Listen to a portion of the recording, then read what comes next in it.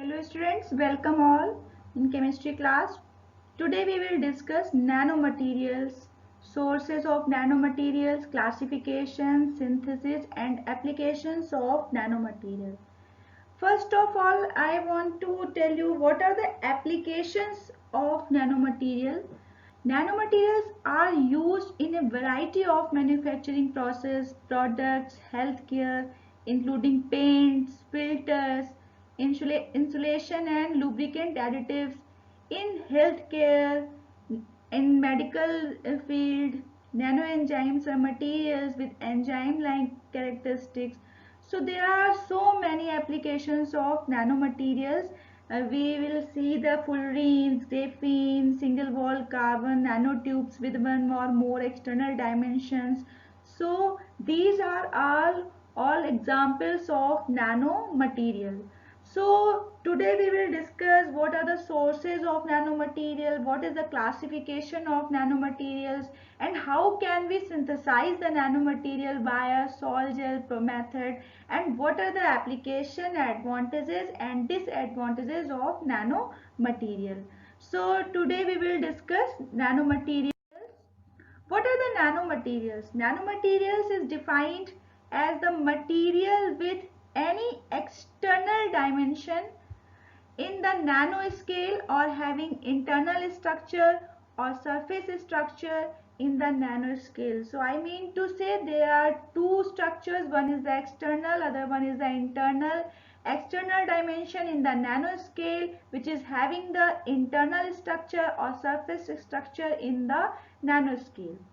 What is a nanoscale? Nanoscale is defined as length range approximately from 1 nanometer to 100 nanometer.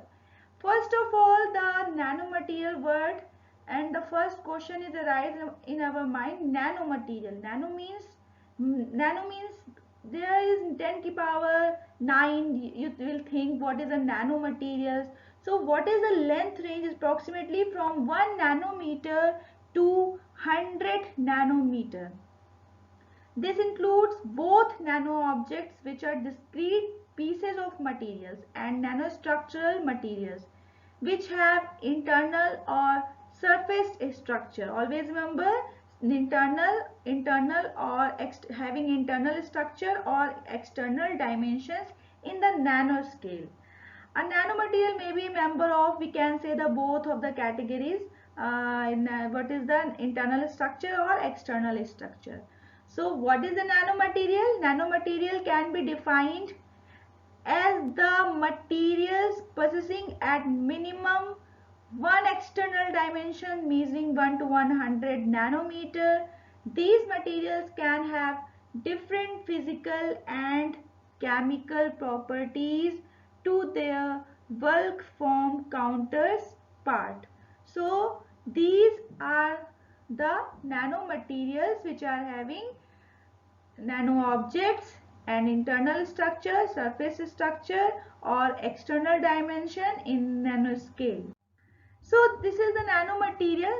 See, here is the nanomaterial, external or internal dimensions at nanoscale. Okay, what is the nanoscale? 1 to 100 nanometer. This is categorized into two parts. One is the nano object, other one is the nanostructural. What is a nano object? Nano object, one or more external dimension at the nanoscale. So we can say that nano object is the external dimension at the nanoscale, in which one or more, maybe one or more external dimension maybe, and other one is the nanostructural material, which is internal or surface structure at the nanoscale. So in case of nano object, we will get nanofiber, nanoplate, nanoparticle, and these are the nanoscale smaller than 100 nanometer. Okay, these are the nanoscale which are having a smaller than 100 nanometer. But this is the nanostructural material, internal or surface structure at the nanoscale, which are categorized into nanocomposite material with nanostructural surfaces and assembled nanomaterial, shell structure. So these are the macro scale, which is larger than the 100 nanometer. So this is the nanomaterial, which are categorized into nano object and nanostructural materials. And the next slide is the what are the sources of nanomaterials. Sources nanomaterials are the chemical substances or materials that are manufactured and used at a very small scale. In very small scale we can use in many applications. Nanomaterials are developed to exhibit novel characteristics compared to the same material without nanoscale features such as increased strength, chemical reactivity or conductivity. See, what is the meaning of this sentence?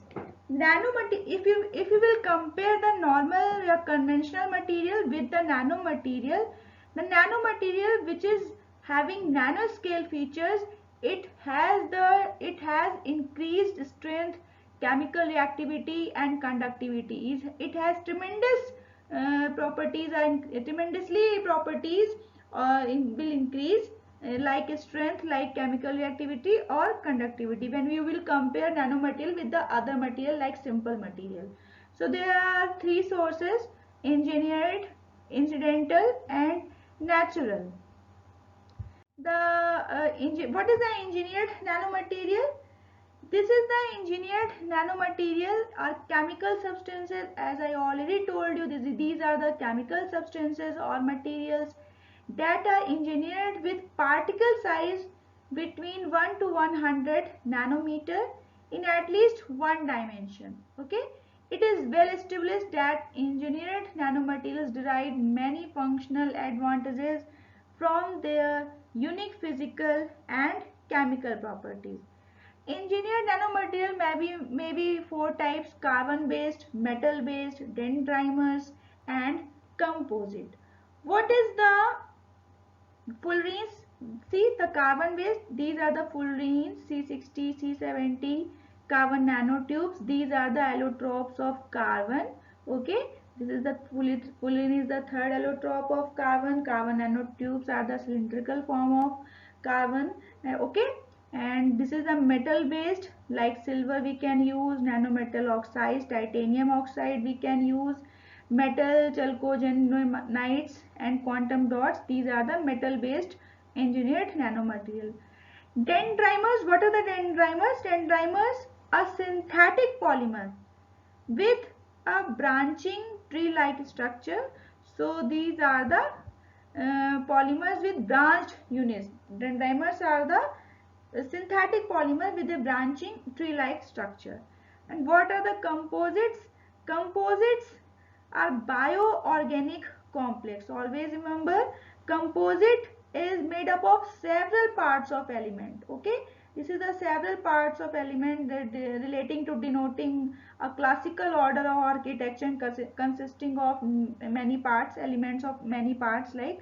So this is the composite. Next one is the incidental nanomaterial. What is the incidental nanomaterial? Nanomaterials may be incidentally produced as a byproduct of mechanical or industrial process. So it become very incidentally. Sources of incident nanoparticles like vehicle engine exhaust. In our cars, the engine exhaust, the nanoparticles may be formed. In welding, when you will go for your cycle repairing or cycle welding, then you will see the fumes, the black smoke, we can say the black welding fumes. These are the welding fumes. Combustion processes from domestic solid fuel, heating and cooking. In combustion process, from domestic solid fuel like some waste material and heating and cooking. And next one is the, for instance, the class of nanomaterials called fullerenes are generated by burning of gas, biomass and candle. It can be also a byproduct of corrosion products. What is a corrosion? Corrosion is a electrochemical process, or we can say that rusting of iron, and in which the anode and cathode is formed in an electrolytic solution. So this is the corrosion. It can be also the byproduct of corrosion product. Incidental atmosphere nanoparticles are often referred to as ultrafine particles, which are unintentionally produced during an intentional operation and could contribute to air pollution. So these are the incidental. It become incidentally, but not intentionally. But intentionally, in many things it can be generated.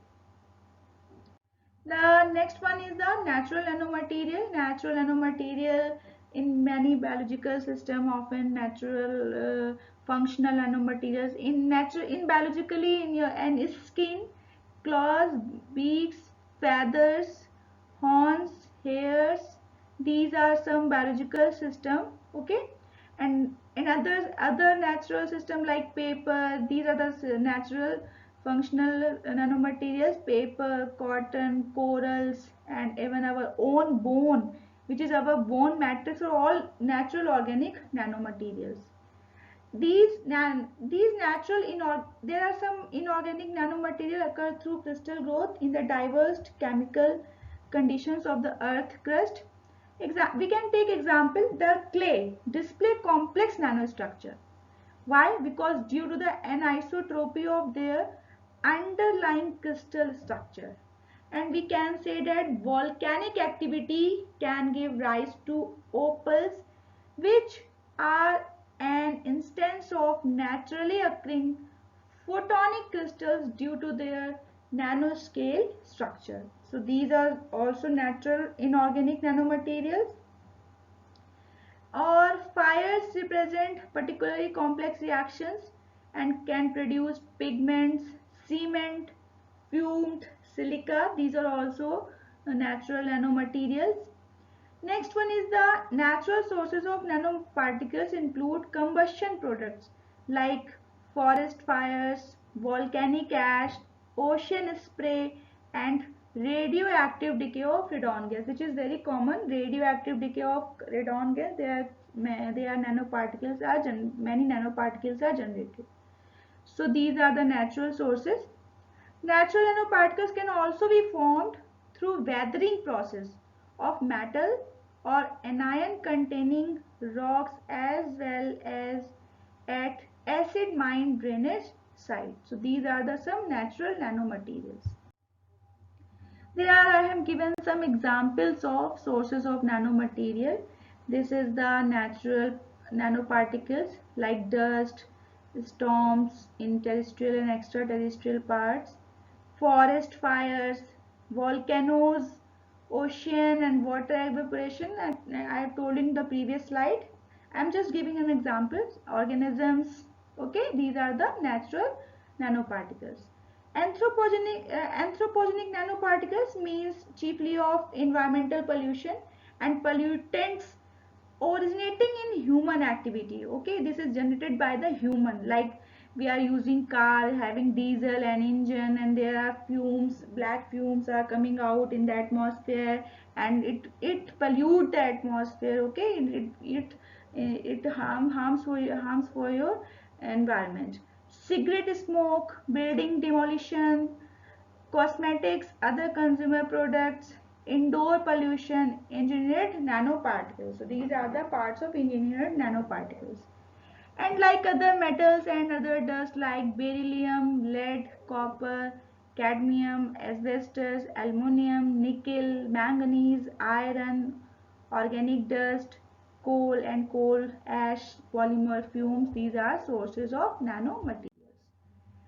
These are types of nanomaterials. I have told in I have told in the previous slide. This is some structures I have given, like carbon based, metal based, dendrimers, composite. Okay, these are some types of nanomaterial. Okay, this is a fullerenes carbon nanotube, which is cylindrical. Graphene is which is two-dimensionally arranged. Okay, these are some types of nanomaterial. There is a one classification of nanomaterial on the basis of dimension. What is the dimension of, according to what is the nanoscale 1 to 100 nanometer, and what is the zero dimension, which is quantum dot. What is the zero dimension? The electrons are confined in their motion in all three direction. Okay, electrons are confined, okay, in all direction, which is the example of zero dimension is spheres, fullerenes and nanotubes. So the electrons are confined. Which is the one dimension, which is quantum wire. Electrons are free to travel in one direction, confined in other two direction, which is nanofibers and nanowires.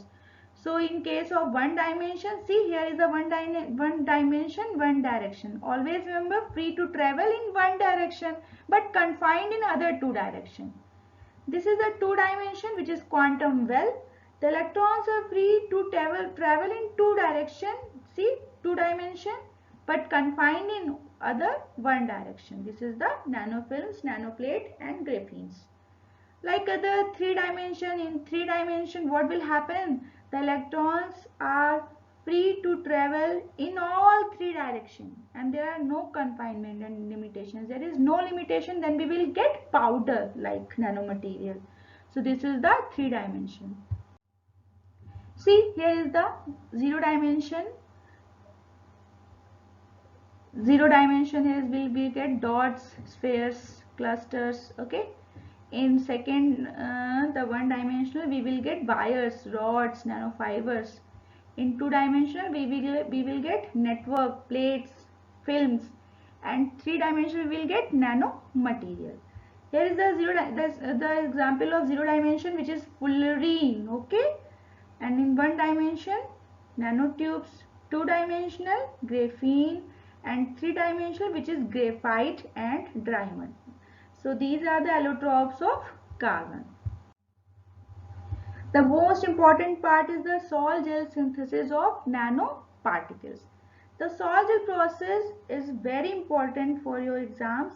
This question is asked very frequently. What is the sol-gel process? Sol-gel process involves the transition of a solution system from a liquid sol into a solid gel. Okay. It is a wet chemical technique widely used for the fabrication of nanostructural ceramic materials and their films. So this is the sol-gel process, is method for producing solid material from small molecules. And we can also say that the fabrication of metal oxides, especially the oxides of silicon, titanium. The process involves the conversion of monomers into a colloidal solution that acts as a precursor for an integrated network or other discrete particles or network polymers. What are the precursors? What we will take as initial reactant, which is metal alkoxide, MOR, which is metal alkoxide, see, metal alkoxide. Sol-gel process involves the transition of a solution system from a liquid sol into a solid gel. Okay, from liquid you will get solid. Always remember, this is a wet chemical technique. Okay, used for the fabrication of nanostructural ceramic materials and thin films. These are some reactions I am explaining in another slide. See, the sol-gel process is a wet chemical technique that uses either a chemical solution or colloidal particles to produce an integrated network gel. So firstly we will take mixture of metals. We can take mixture of metals, bimetallic, mu-oxo bimetallic alkoxide. Okay, and metal alkoxides, or we can take metal chlorides, are typical precursors. They undergo hydrolysis and polycondensation of nanoparticles dispersed in a solvent. We can say polycondensation reaction to form a colloid and system composed of nanoparticles dispersed in a solvent. The sol involves then towards the formation of an inorganic continuous network containing a liquid phase. So what is the sol-gel process? Sol-gel, this is the precursor which is of the mixture of metals. After hydrolysis we will get sol. Okay, and after condensation we will get gel, and after formation of gel there is some critical point we will we will when soil is kept undisturbed, condensation take place and it gets converted into a gel. And after critical point time we will get non-crystalline part, glasses, thin films, fibers, spheres, grains, powder. It will after fire, crystal ceramic we will get. See the reaction here. This is the hydrolysis reaction. See, this is the hydrolysis reaction. Here is the metal alkoxide. This is the water hydrolysis. We will get metal hydroxide. Okay, we will get metal hydroxide. We will formation of metal oxide involves connecting the metal centers with oxo, or we can say hydroxo bridges, therefore generating metal oxo or metal hydroxo polymers in a solution. So in hydrolysis process we will get MOH, which is the metal hydroxide, which is heterogeneous. Okay, there is two phases, we can say here is two phases are present, which is heterogeneous. And here this is the reaction condensation. Here the metal hydroxide again react with the metal alkoxide, then this is MOM is formed, which is the metal oxo metal we can say, or metal hydroxo metal. The bridges are formed. This phase is homogeneous. Okay, this phase is heterogeneous and this phase is homogeneous. After a drying process, the liquid phase is removed from the gel. When we will dry it, then the liquid will liquid removed from the gel. Then a thermal treatment may be performed in order to favor further polycondensation, or can say and enhance mechanical properties. So this is a sol gel process from which we will get liquid into a solid.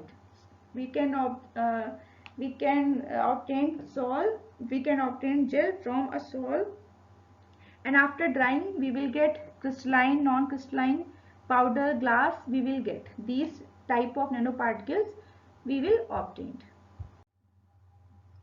What are the applications? Sol gel technique can also be used to prepare fibers, microspheres, thin films, powder, and monolith. These are the applications. And for protective coating, catalyst, piezoelectric devices, waveguides, lenses, high strength ceramics, superconductors, synthesis of nanoparticles, and for insulating materials. See, here is the metal alkoxide solution. Okay, this is the hydrolysis and after condensation, and this is the sol. See, after coating we will get zero gel. Okay, we will get zero gel. What is the zero gel? Zero gel is a solid formed from a gel. Solid formed from a gel by drying with unhindered shrinkage. Usually having high porosity and enormous surface area, along with very small pore size, 1 to 10 nanometer. Okay, this is the zero sol. From coating, from after sol, after gelling, what will happen after gelling? This is the wet gel. Okay, after this evaporation and after extraction we will get aerogel. What is the aerogel? Aerogel is a synthetic porous ultralight material derived from a gel in which the liquid component for the gel has been replaced with a gas. The result is a solid with extremely low density and extremely low thermal conductivity. Okay, so this is from gel. We will get aerogel, and after evaporation we will get zerosol. Heat, dense ceramics we will get, and here is also after heating we will get dense film. Okay, so this is the application of sol gel synthesis. There are some also applications of nanomaterial in crop yielding, plant protection, environmental sensing, solvents, nanobiopharming, nanobiotechnology, nanoencapsulation, antimicrobial. So there are many applications of nanomaterial. Today's this is the very good topic for research applications for the nanomaterial as a pest in plant production, as a pesticides, herbicides, insecticides, as a environment sensing, soil condition, crop diagnostic, as a solvents, pollution removal, soil remediation, water purification, in nanobiotechnology, monitoring the resources by GPS and remote sensing, in nanobiotechnology, in genetic engineering, drug delivery. Drug delivery is a very vast application of this nanomaterial in medical field. There is vast application. Okay, in tumor, in the formation of tumor vaccine, it is used in nano encapsulation, fertilizer, pesticides, as I meant, antimicrobial. So these are applications of nanomaterial.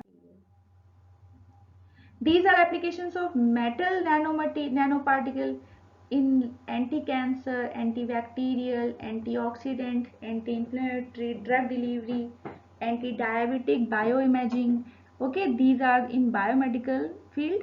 This is the agriculture, nanobiosensor, nanoherbicides, precision farming. So see, what is the nano? It means we can use a very small amount of material and we will get a good result. Okay, improve soil texture, nutrient delivery, nano fertilizers, nano pesticide, detection of pathogens in environment, UV protection, fuel cell catalyst, pollution scavengers, biodegradable polymers, wastewater treatment. Okay, contaminant sensors, in drinking water purification, nano encapsulation of flavors, aromas, superplastic ceramics, industrial catalyst, nano composite, nano emulsions. These are some applications of metal nanoparticles. There are some advantages. It is very environment friendly, easily scaled up for larger surface of nanoparticle. No need of high temperature, pressure, energy and toxic chemicals. Reducing cost of microorganism isolation and their culture media. So this is very important. For a very we have many advantages of these nanomaterials. Such an extremely large surface area, improved reactivity or high porosity with good mechanical properties which allow their further processing and utilization in various fields like vascular tissue engineering, wound healing. These are some advantages. There are some disadvantages also. What are the disadvantages? Impurity, we will get also impurity, difficult in synthesis, isolation and application, instability of particles, and large surface area to volume ratio makes them effective catalyst, may trigger immune response and allergic reactions, improve use of toxic solvents in preparation process. Nanoparticles have the potential to cross the blood-brain barrier, which makes them extremely useful as a way to deliver drug directly to the brain. But on the other hand, this is also major drawback because nanoparticles used to carry drugs may be toxic to the brain. Nanomaterials can be toxic to human tissues and cell cultures, resulting in increased oxidative stress, inflammatory cytokine production, cell death, depending on their composition and concentration. And one disadvantage of nanoparticle sunscreen is that they tend to clump together, making them difficult to apply. So we will use in very small scale, in very nano scale, we will use all the nanomaterials, and it is very vast application in the medical field. Okay, in drug treatment. So these are the some advantages and disadvantages of nanomaterial. So this is all about nanomaterial. In briefly, I am explain you. So this is very important topic, and you have to revise again. Okay. So thank you very much.